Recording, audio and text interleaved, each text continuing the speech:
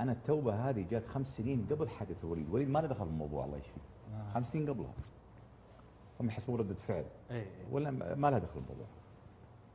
والحمد لله رب العالمين. وجات حادث الوليد وكان في توبه، ولو لم يكن هناك توبه انا اظن كان الصمود صعب. طبعا يوم جانا انقلاب السياره ذاك اليوم حاسني انا قلبي انه حس قلبي انه ما ودي يطلعون، واقنعوني يطلعون الثلاثه. وذاك اليوم كنت صايم اثنين وخميس ورحت ادور عليهم في البر، والله حاسني قلبي طالع من الوالد. دورت سواقين انتبهوا ما انتبهوا، ايش السالفه؟ بدري الاحساس هذا احساس الم. رجعت 10 ونص كان معزوم من عندي فواز الدكتور فواز معلم اللعبون الشاعر. لا فواز العلمي المعلمي على العشاء. جاء الخبر سفير المملكه هنا ورحت. المهم بدت سالفه الحادث والغيبوبه. هو طبعا قالوا لي بعد ما انقلبت السياره طلعوا من الفتحه الثانيين الحمد لله كانوا يعني طيبين، وهو صح قال كيف اخوياي ربعي اصدقائهم. وبعدها بدت عاد هم الحمد لله طيبين. طبعا انا يمكن طريقه غريبه اني اقولها، لكن احمد الله سبحانه وتعالى ان هو اللي سايق وهذوليك لم يطيحوا في غيبوبه، لان طول حياتي كيف بعيش انا مع الاهل لو كان هذا ولدهم وكان ولدي متسبب. طبعا ولدي بلا شك شيء بيني وبينه الموضوع، بس تصور لو كان ولد هؤلاء الاقارب ان يكون وليد هو السبب.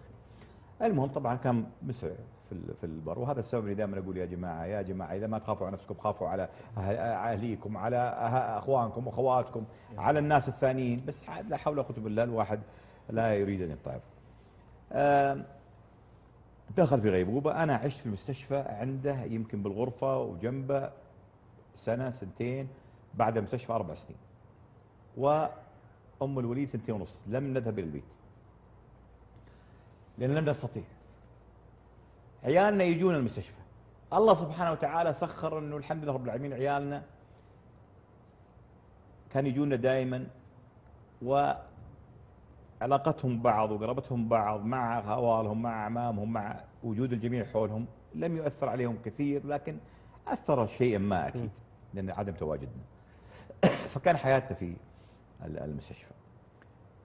في شيء يمكن اول مره اقوله وما تعرفونه، انه الدكاتره قالوا انه سيتوفى فعليا سريريا ويتحلل جسمه من ساعه من يومين ساعتين يومين الى 72 من يومين او 72 ساعه الى اسبوع.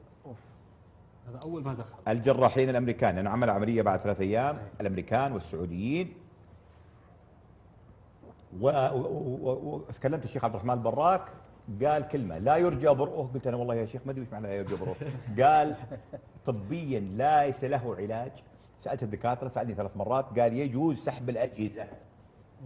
رحت واستخرت. او التبرع بالاعضاء كان. والله العظيم رحت استخرت وكنت ساسحب. استخرت وكنت ساسحب الاجهزه. استخرت في بيني وبين نفسي الهام، هل انت ساعدته او لك دخل في خلقه؟ سؤال يسال نفسي. اسال نفسي، جاوبت لنفسي لا. من انت؟ السؤال نفسي، من انت كي تقرر اخذ حياته؟ اذا بغيت اخذ حياته انا سبحانه وتعالى اخذ حياته بدون مساعدتك، لا انت ولا دكاتره. هذه هزتني. وبعدها في ذيك اللحظه قلت اعوذ بالله من الشيطان الرجيم. من انا؟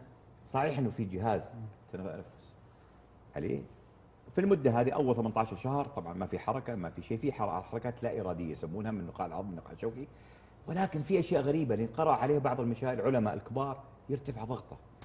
في اشياء تحصل، تحريك الرقبه الى اخره، اشياء حيويه في الجسم. بعد 18 شهر بدا يتنفس لمده 2 3 شهور بدون اي حركه مننا. بعدها بدت التجاوب باللمس وبالكلام.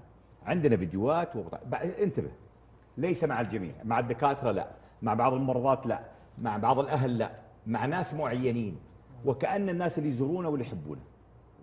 شيء غريب واللي يصبروا عليه. أبعطيكم سر الآن أنا ما تعرفون عنه. طبعا طول هالوقت اقتنعوا الدكاترة أنه في شيء حاصل غريب. ليش يكبر؟ ليش يسمن؟ ليش يتجاوب؟ ليش في شيء حاصل مو معقول أنه النفس مع أقاربه بس. فقط مع لا، بعض كلها بعض، حتى المرضات بعض، الدكاترة لا. الذي هناك في شحنة أو شيء ما يجيه أو كذا لا يحرق عنده. المهم الله يسلمك، مع التلفزيون، مع القرآن الكريم، مع اللمس، مش الأشياء اللي فيها مثلا قرص أو عض أو هذا يوم من الأيام عضيته، بعد ما عضيته تحرك، فقلت لعمي سلطان، قال وش سويت؟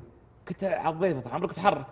قالوا بعدين وش سويت؟ قال بس، قال لي ما جبت الدكتور وعضيته ثاني مره، خلي الدكتور يشوف. عشان يحرك، هو بتعاطف مع الموضوع. المهم الله يسلمك، صارت التجاوبات، الدكاتره عرفوا انه في شيء، يعني مستحيل هالموضوع هذا بس انه خال عظمي نخاع الشوكي، كان 12 سنه. اللي حصل الشيء الغريب اللي علمي، اللي ما كان حاصل ولا احد شايفه، كل يبغى شيء علمي. جو جراحين من المانيا على اساس بيعملون عمليه، طبعا هذول بعثنا لامريكا، الدكاتره الامريكا قالوا لا، لانه عمليتهم خطيره، 8 ساعات فيها وعنده نزيف في الايام هذه، قاعد نحاول نوقفه التهاب. ما قلنا نعمل عمليه حتى يوقف نزيف وحتى الالتهاب يوقف. طلبوا اشعه، قال حق الراديولوجيست اللي هو متابع، لا اللي يقوم بالاشاعات، قال هذه ما نعملها العاده، هذه للقلب. قالت ابغاها مع هالنوعيه من الماده يا فلانه يا دا.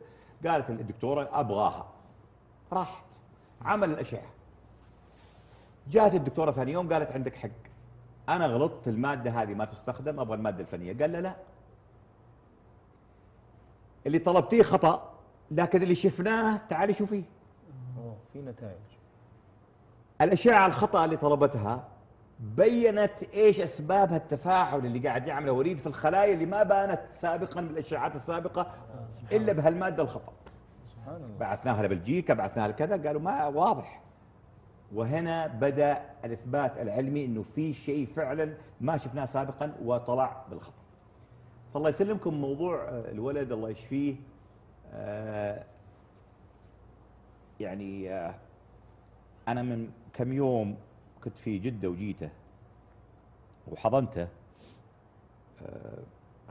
حطيت يعني حضنته، حطيت وجهي على وجهه وانا اقبله ولمس عليه وكذا، وتاثرت، قعدت 10 دقائق خنقتني العبره وتاثرت معها، لانه اقول يا حبيبي اكلمه بصوت عالي. طبعا انا تكلمت مع وليد اتكلم بصوت عالي كاني اتكلم معك حتى لو تفاعل معي او لا. فقلت له يا حبيبي انا عارف انك الان ودك، اتوقع انك ودك تقول لي يا ابوي انا تعبت، اتوقع، وانت 12 سنه قاعد على السرير، هذا اتوقع، لكن انا وش يا حبيبي اقدر اعمل لك؟ شو اسوي؟ انا يعني قاعد اسوي اللي اقدر اعمله على امكانياتي كانسان، والدكاتره كذلك، يعني سرير، الراحه، الناس يكونوا طيبين حولك، لكن انا الله الطف بك وارحم بك واكرم بك مني انا. ف توكل على الله واصبر والى اخره من الكلام، يعني تشجيعي، لانه في نقطه يقولون اللي في غيبوبه لا يشعر بالوقت وبالزمن، وانه هذا كله يمضي عليه بسرعه، والله لطيف وكريم ورحيم. فما انسى الموضوع هذا، وكنت بكتبها في تويتر، بس كانت مؤثره جدا، انه والمس عليه انه يعني وش ممكن طيب اسوي، لن افعل شيء يغضب الله. انه هذا هيئة العلماء ناقضت المجمع الفقهي المجمع الثاني، انه لا يجوز التصرف بشيء الا اذا امريات الموت بانت، اللي هي توقف القلب حتى لو في جهاز غير جهاز، بروده الجسم، يعني في امريات تبان. فغير ذلك يجب ان تفعل كل ما عليك حتى الله يكتب غير ذلك، اما يشفيه او يبقيه او ياخذ امانته.